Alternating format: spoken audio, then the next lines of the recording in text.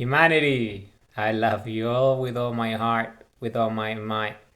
I'm so Ray. My videos are about love, infinity, creation, energy, because we're infinite love, infinite energy, infinite creation. This is who we are. We are the human race. We're infinite love. This is who we are. We're the co-creators of infinite eternities. Okay, so this video is part of a series of videos and on freedoms, our infinite freedoms, as per the Republic of Planet Earth Constitution, our Constitution. We are the citizens of the Republic of Planet Earth. We're the citizenry of the Republic of Planet Earth. This is who we are. We are the human race. We're a benevolent species. We're a love-based species, a heart-based species, a loving species, a good species. We live to love and we love to live. We are the epicenter of creation here in this universe, and our central sun is the sun of suns, and we are sundials. We can stare at the sun and evolve into infinity, which we are already. This video is about infinite veto powers, freedoms. So let's talk about it. Let's talk about this video. It's a fundamental freedom. All freedoms are fundamental, but this one is a particularly important one. So let's talk about it. So infinite veto freedom.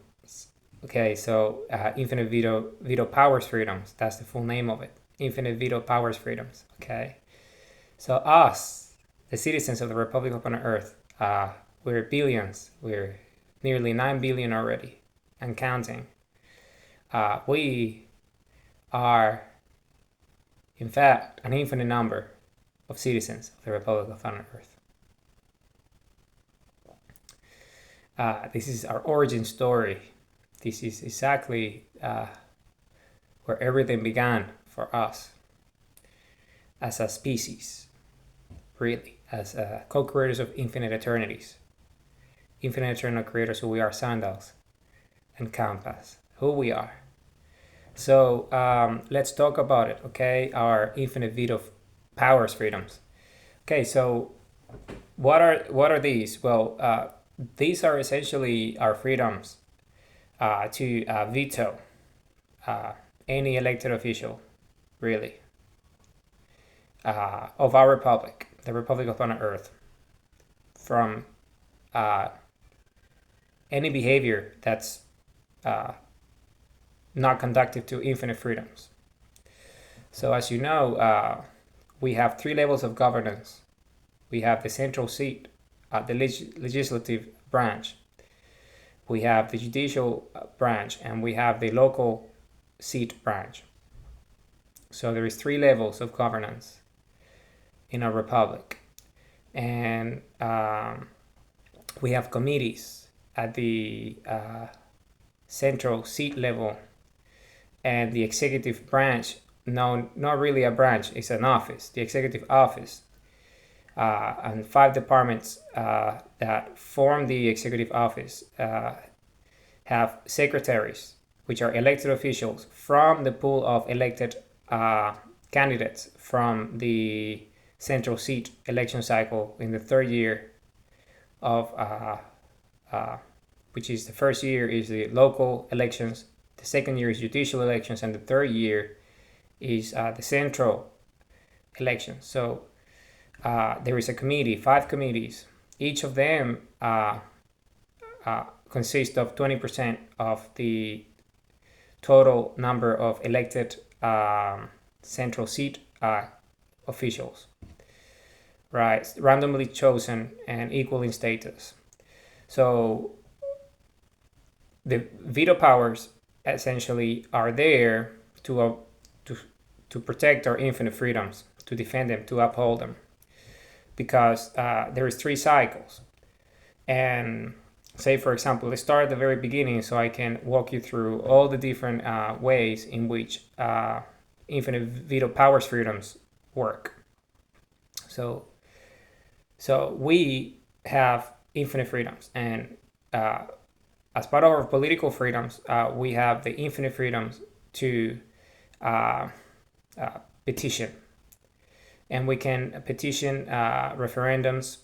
We can petition anything, any matter of law under any of the three levels of governance. So essentially, what this means is that,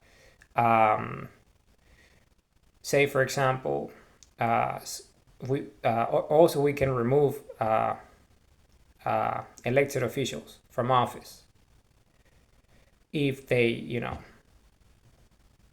abuse the office, essentially. So you see, this is levels of political freedoms, and also veto powers freedoms is this freedom that permeate across all the different levels of governance. When it comes to petitions, when it comes to referendums, when it comes to the removal of officials from office, when it comes to local government, central government, central seat, local seat, and judicial seats. Right? So, for example, say that the citizenry at any given constituency, any citizen, one citizen can have full freedoms, infinite freedoms to exercise their infinite veto powers freedoms, one citizen alone. You see, because the power of infinity is a human heart, our infinite love, and it resides in all of us, in our DNA, who we are. So we can have the power to essentially, we are the republic, each and one of us. So,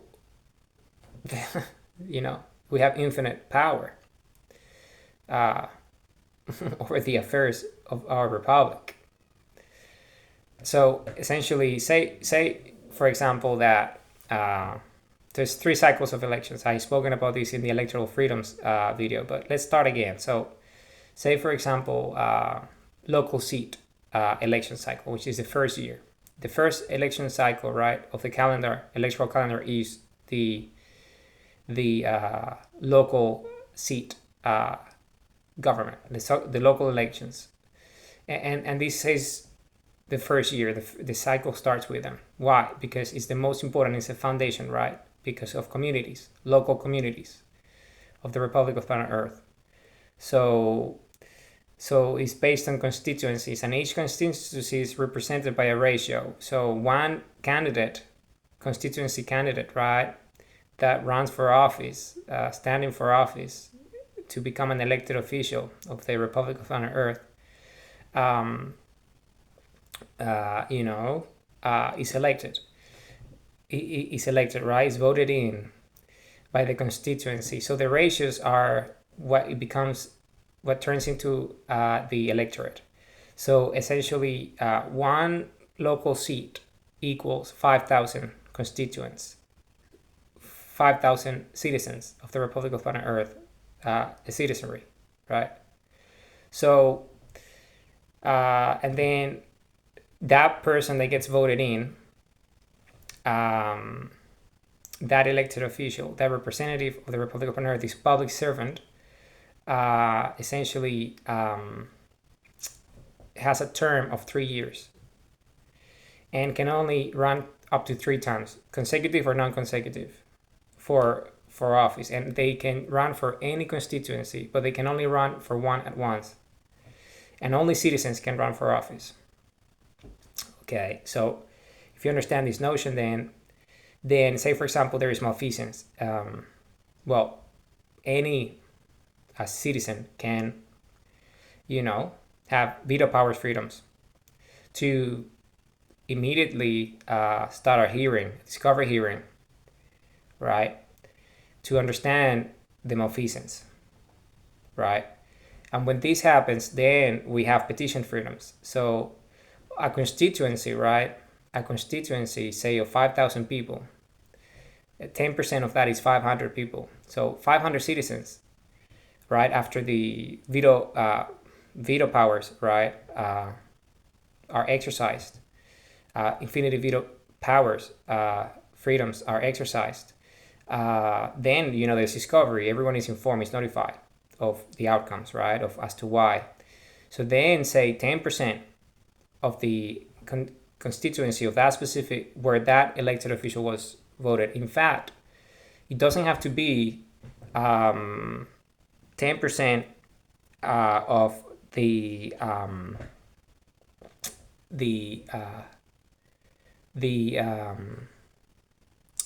constituency where this official was elected. It can be 10% of any constituency because everyone is informed, right? Everyone is informed. In that way, it's unbiased because that candidate, could be extremely popular in that specific constituency. So maybe not even 10% of it will be able to petition. So it could be any constituency across the Republic of Planet Earth that can petition, right? Because of the infinite veto powers freedoms. So as a result of the discovery, right, the hearings that happened for the malfeasance, that one individual, one citizen of the Republic of Planet Earth exercised to understand, right? And then because of the findings, it's found that there was malfeasance, abuse of office, say. Well, then any 10% of any constituency can come together as one and petition for removal of office of that specific candidate because of malfeasance.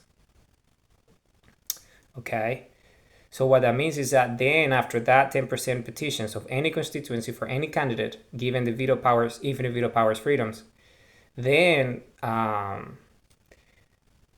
there is a yes or no vote as to whether this candidate, elected candidate or this elected official is removed from office, say for example. And then after that, that's that, yes, no. And then say that is no, and that person remains. Well, there can be any other infinite number of infinite veto powers freedoms exercised if there is more malfeasance happening as a result, because we got transparency, accountability, privacy, full disclosure, and full visibility freedoms, right? Our officials are there to serve us. That's all therefore to enhance our freedoms. So what is the meaning of this? Well, then they can be removed from office again by another petition, by any other constituency, even the same constituency from the past, if there is more evidence of malfeasance, if the vote wasn't there in the first place. So then again, this election is and then the yes/no vote happens within 30 days. So this can be a very quick process, and then the removal happens as a result, and then the elected official that is being removed loses any immunity, if any whatsoever, and then it actually then there is legal freedom, so there is due process now. So that person, there's public hearings to understand the nature of the malfeasance, and then there is a legal system, so there will be consequences to such actions. So that's number one. So that's one way in which the veto freedoms infinite veto powers freedoms work. So the other way that you see is very powerful. So the other way it works is, for example, a referendum. So there is a law that is not working out, right? Passed by the central seat, right? The legislative branch. So anyone can exercise their infinite veto powers freedoms from any constituency. And then a public hearing starts as a result of the discovery to understand the reason as to why this law is, say, not appropriate, right? Not appropriate. So then what happens is, as a result of the findings, then any constituency, 10% of any constituency in the Republic of Planet Earth can petition for a referendum on that matter of law. And then a yes and no vote is exercised within 30 days of the petition of the referendum. And as a result of that, that law is repealed, right? If yes is the answer. If no, then it continues, right? But then If further proof is found because of veto, infinite veto powers freedoms about the same process starts again until, well, actually this law is not good because we found new evidence, new proof, right? New findings after discovery. So then a referendum happens, yes or no vote within 30 days, and then yes or no. If it's yes, well, repealed. That's it. You see, the legal freedoms are there for that, to ensure our freedoms. So that's an example as well. Another example is any petition. Say, for example, there is a need for a new law, a new freedom, say, to be enshrined in our Constitution, or a law that is important because of it enhances our freedoms, right? It makes the republic more prosperous, right? So then, 10% of any constituency can petition for a law to be enacted, to be passed by the central seat, because, and then there is a discovery, right? Because of veto power freedoms. Because, they use the veto power. Anyone can, as a result of that petition, or it could be either or. So the veto, infinite veto powers freedoms can lead to a petition for an enactment of a new law, or the petition for the enactment of a new law after discovery and findings and hearings can lead to vetoes of that request, or to veto in the sense that I veto, so I can petition after the findings of discovery because we believe this is good for us. You see, so this mechanism works in the way, so then we can petition and then enact any laws as a result of that. So this mechanism is incredibly powerful and useful, because then, when it comes to the central seat, the legislative branch that enacts laws and acts and bills that become law in the Republic of Planet Earth, in order for something, a petition or anything, right? Anything that anything that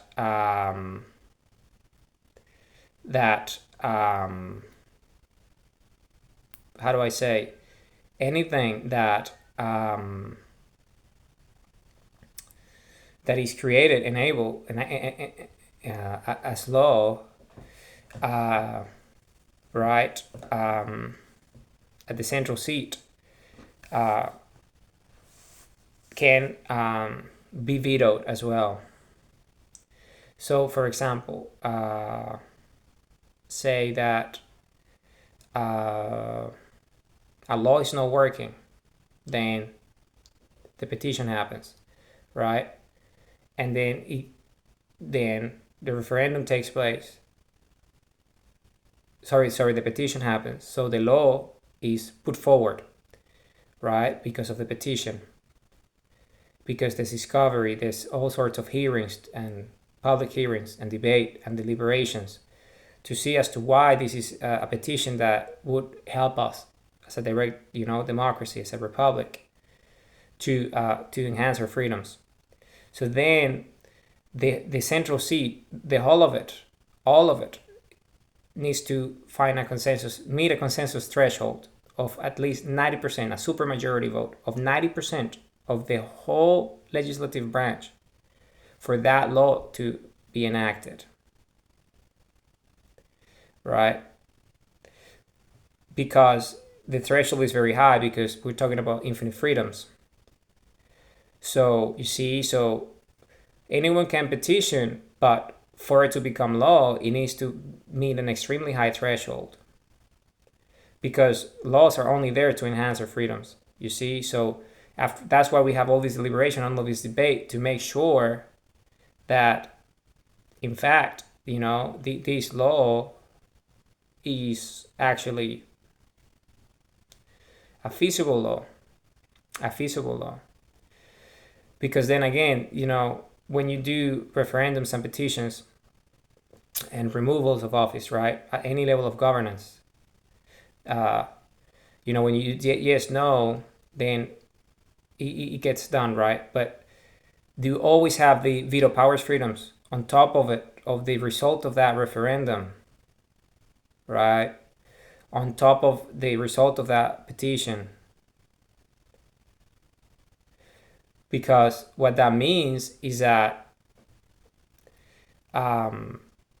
because we need to protect our freedoms.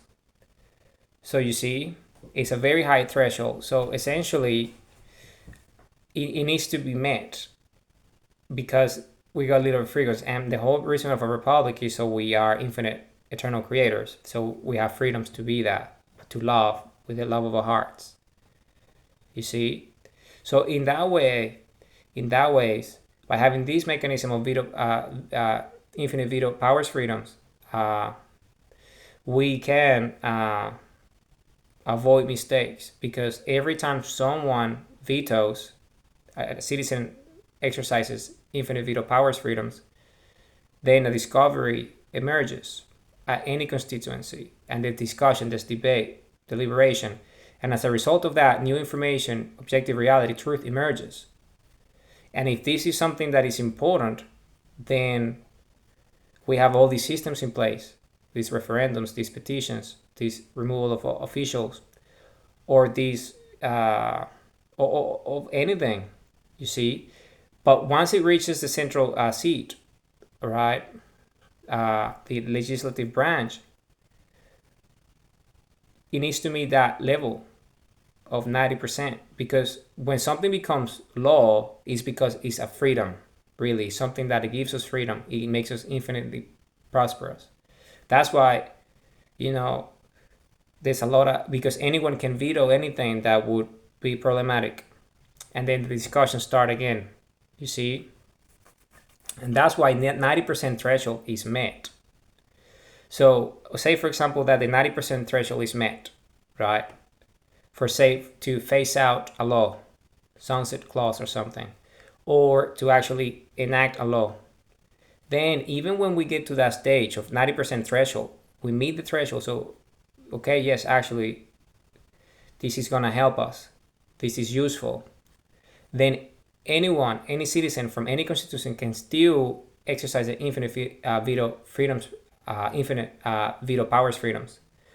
Because in that way, we have a check and balance on the final vote, the supermajority vote of the central seat by anyone, because the individual is the most powerful, is the true,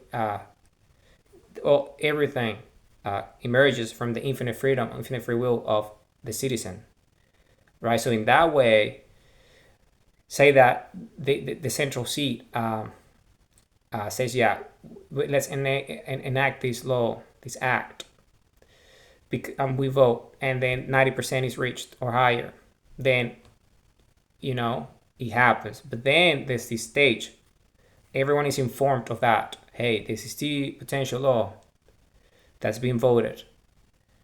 Then at that stage, anyone can exercise their infinite veto powers freedoms, because they might think that there's something to actually know. That's actually, we need to check. There must be discovery hearings to make sure that this is actually the case, because there might be new evidence, new facts, you see. And this process happens to infinity until there no one else is, everyone agree, and then the new vote happens, right?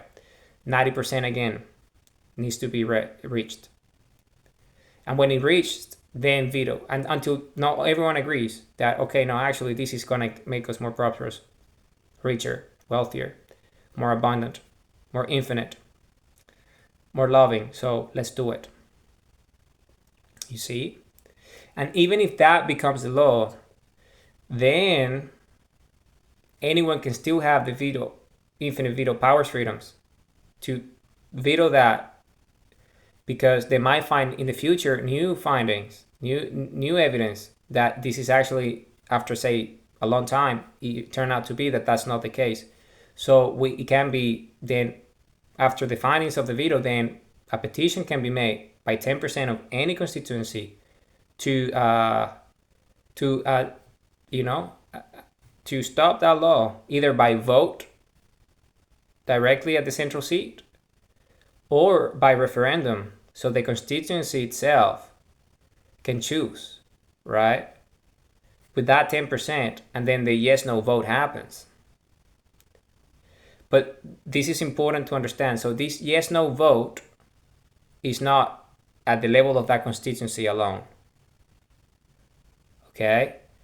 So that yes-no vote is at all constituency levels. So all citizens vote on that, right? If it's a matter of central governance, that it applies to everyone. If it's local governance that applies only to that constituency, then it's a constituency that votes. But say, for example, for the removal of a candidate or an elected official for that constituency,